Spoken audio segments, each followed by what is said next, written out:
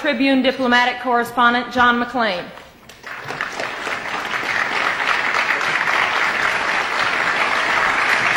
Thank you.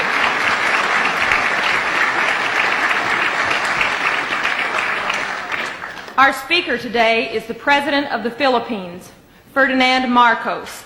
It has been 16 years since President Marcos came to the United States on an official visit, and 16 years since we first welcomed him to our podium at the National Press Club. When he appeared before us then, he had just been elected president of the former American colony, which became an independent nation in 1946.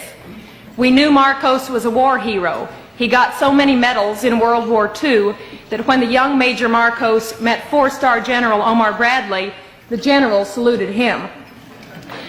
We also knew he was a persuasive fellow. How else could he have managed to get his wife, who is known to be strong and bright, to marry him after they'd known each other for only 11 days?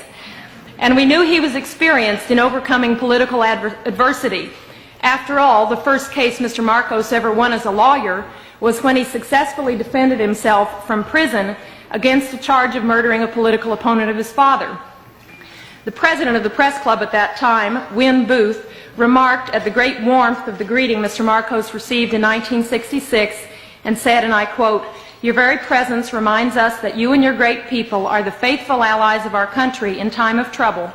And that, sir, is something the American people and the men and women assembled in this room are not about to forget," end quote. But much has happened in those 16 years. In the interim, Mr. Marcos declared martial law, or what he called constitutional authoritarianism, and did not lift it for 11 years. There have been charges of corruption, abuses of human rights, and political repression, and recently the Archbishop of Manila called openly for him to resign.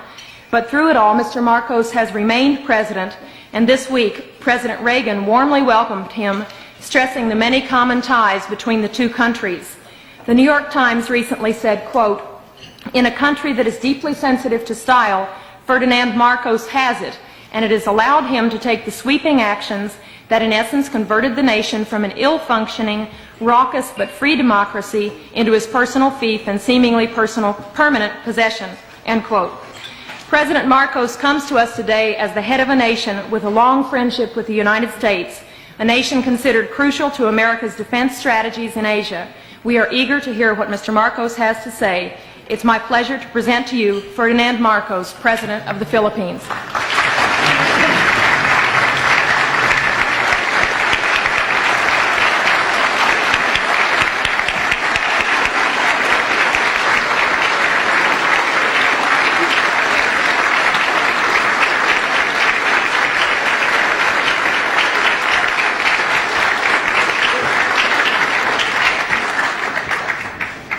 Well, thank you very much, Madam President.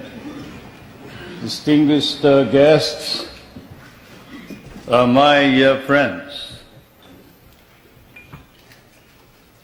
It certainly is gratifying that in the course of my present visit to the United States, I should once again be accorded the opportunity to meet with the people who understand me or misunderstand me most. I'd like to thank all of you. I remember that our relationship, the relationship between the two countries can be opened up at one of 2 points by the historian or the curious investigator into world events. One, the military, which was Admiral or then Commodore Dewey, sinking the Spanish fleet under Montojo on May 1st, 1898 in Manila Bay, and with the help of the Filipino revolutionaries under General or President Emilio Aguinaldo, who then proclaimed the first Philippine Republic. Incidentally, President Emilio Aguinaldo was the grandfather of Prime Minister Cesar Virata, who's here. My grandfather only commanded the revolutionary forces. We have changed places since then.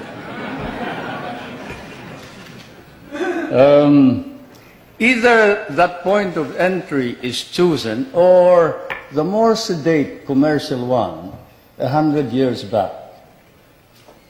1796, the brig Astrea, sailing out of Salem, Massachusetts, towards Lisbon, and then to Manila, selling her wares there for 5 months, carrying that amateur and self-taught mathematician and navigator, Nathaniel Blow-Ditz, whom you must have heard, who later, in 1806, authored The Practical American Navigator, for he had discovered the simple way of determining longitude through the long voyage across the Pacific.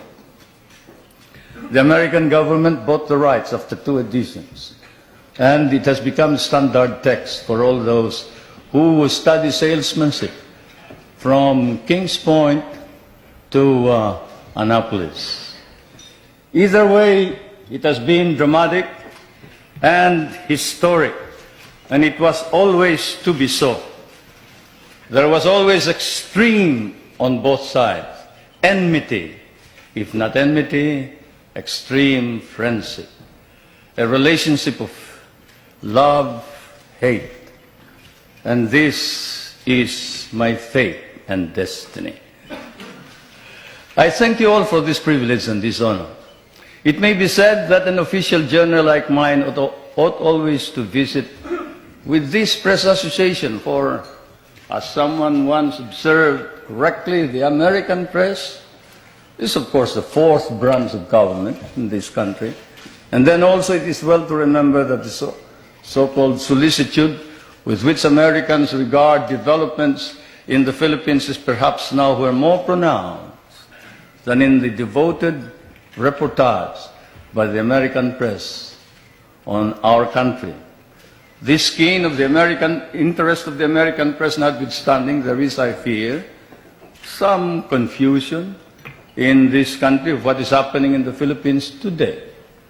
It has been one of the shocks I encountered while preparing for my present journey, and also upon arrival here in Washington, to read in one of your outstanding papers a statement to the effect that the Philippines is still under military rule, which it is not, and that there is no civil government. Such misstatements, whether intended or otherwise, conveniently merge with more accurate reporting about the true situation in the country, resulting in much confusion and misimpressions about our country, require clarification. So perhaps I should begin by stating first a few basic facts about our country without too much embroidery. The Philippines is a republican state with a duly elected government at national and community level. We have a national constitution duly drafted by a constitutional convention elected and convened in 1970 and duly ratified by our people in 1973. Under that constitution, ours is a modified form of presidential government with a National Assembly constituted by assemblymen elected by regions in 1978 and a president directly elected by the people in 1981. Legislative power is vested in that National Assembly, while the executive power is vested in the president. And the party in power, the party that won the most number of members in this National Assembly, choose the leader of the legislature, and the leader is the Prime Minister, and he's no other than Prime Minister Cesar Virata.